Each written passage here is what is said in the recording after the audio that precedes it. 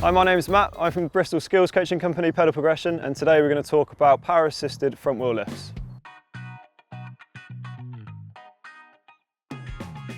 Whatever your ability, you'll find this technique super useful for getting over smaller and larger obstacles on the flat and technical climbs.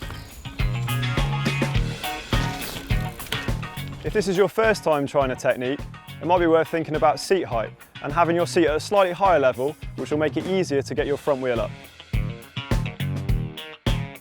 To get the bike over smaller obstacles, you only really need to be able to lift the front wheel, and you can allow the rear wheel to roll over naturally. Sat on the bike with your back and your arms fairly straight, you want to start with your weaker foot forwards. Put in a half pedal, and as your stronger foot comes to the front, push down hard and relax your arms, allowing the front of the bike to lift. Plant your front wheel on or just over the obstacle, allowing your momentum to take the rear wheel over. It's important here to keep your cranks level as well to avoid contact on the obstacle.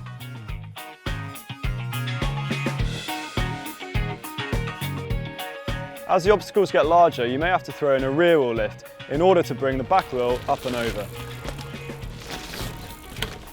A rear wheel lift is simply the unweighting of the rear wheel, allowing it to come up without the use of the front brake.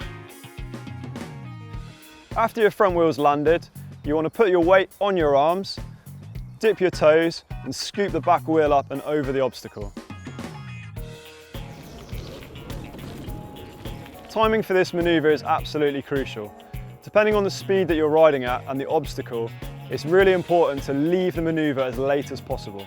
Going too early on this manoeuvre could either end up with you casing your back wheel into the obstacle or coming down on your cranks, neither of which are going to be a good time. If your gear selection is poor, you're going to have a really hard time with this manoeuvre. You need to make sure that you've got power in reserve. Having too lighter gear will mean that your wheels are going to spin out when you don't want them to. Too heavier gear will mean you've got too much to push against and you won't be able to get the power when you need it. When obstacles get a certain size, it's going to be near impossible for you to be seated and trying to get the front wheel as high as you need, so you might have to get out of the saddle. This is also particularly helpful on technical sections where you have rock after rock and you need to move the bike quickly. You want to look well ahead, picking your line in advance, as this relates closely to the timing of your pedal strokes. Although tricky, once you get it nailed, this technique's going to open up new lines wherever it is that you ride.